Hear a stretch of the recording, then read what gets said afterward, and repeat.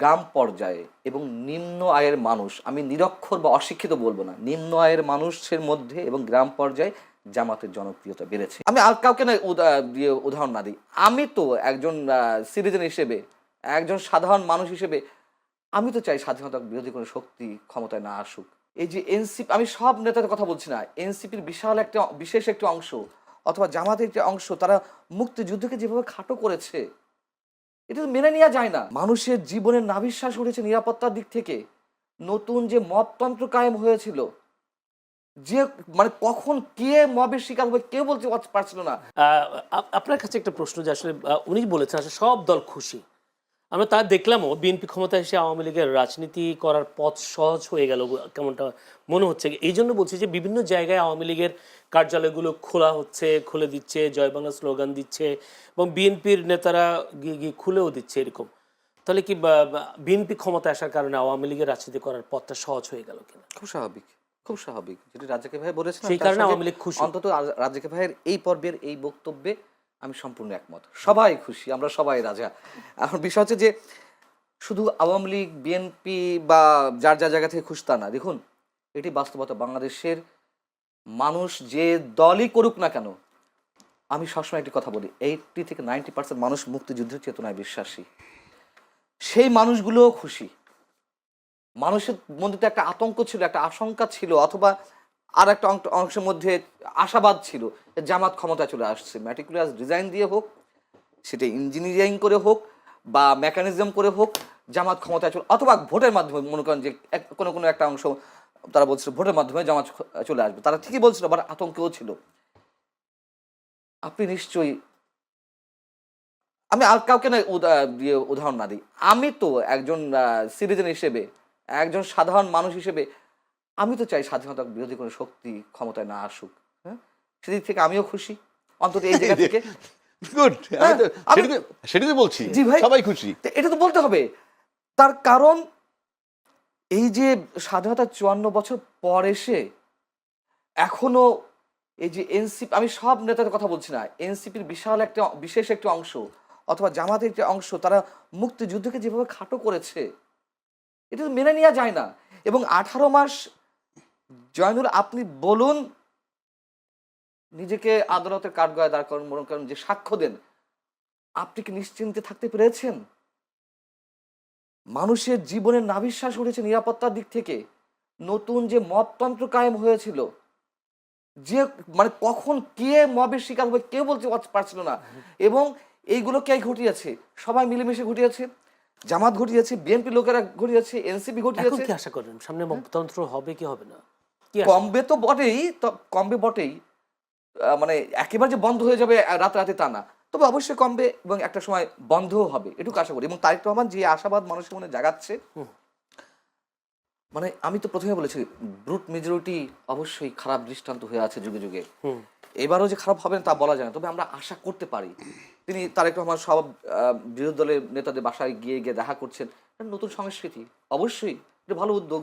এবং আওয়ামী লীগের রাজনৈতিক কার্যালয় আপনি খোলার কথা বলেছেন, এটা তো আসার কথা। দেখুন, এটা তো বাস্তবতা। আওয়ামী লীগের নেতাকর্মীরা যারা অন্যায় করেছে, অপরাধ করেছে, চুরি করেছে, বাটপারি করেছে, গুম করেছে, খুন করেছে, তাদের সবার বিচার আমরা চাই।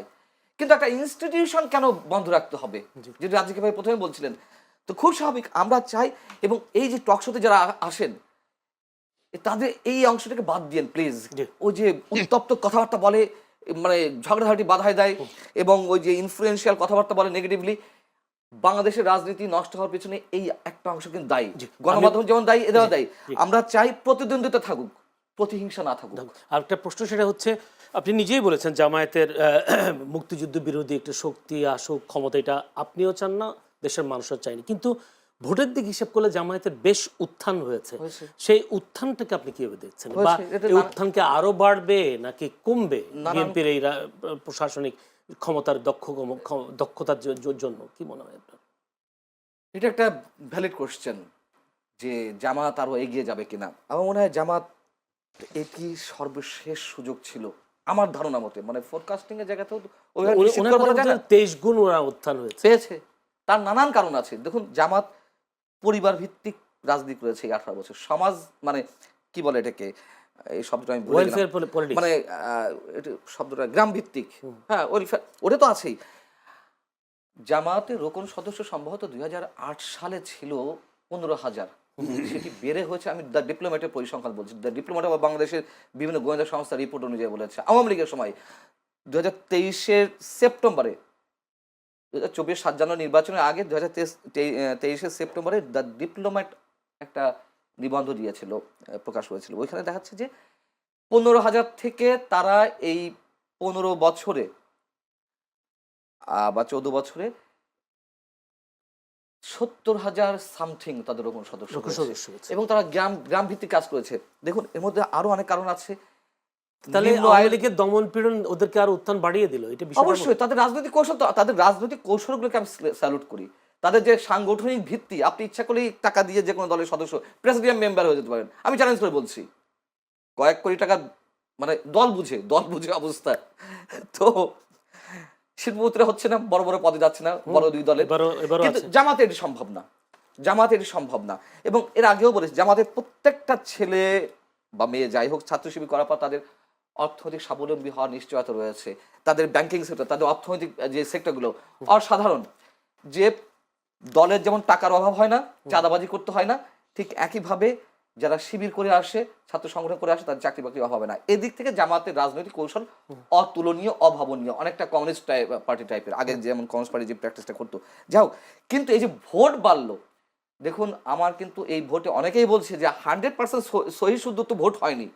আগের দিন থেকে ভোট মারা শুরু হয়েছে, সিল মারা শুরু হয়েছে, কিছু না কিছু ঘটেছে। টিআইবি যে রিপোর্ট দিয়েছে আজকে, সেখানেও বলছে তুলনামূলকভাবে গ্রহণযোগ্য। তার মানে বলেনি কিন্তু 100% বা 90% বা 95% বলেনি, কিছু ঘটেছে। এবং এটি সত্য কথা, গ্রাম পর্যায়ে এবং নিম্ন আয়ের মানুষ, আমি নিরক্ষর বা অশিক্ষিত বলবো না, নিম্ন আয়ের মানুষের মধ্যে এবং গ্রাম পর্যায়ে জামাতের জনপ্রিয়তা বেড়েছে। এটাই বাস্তবতা।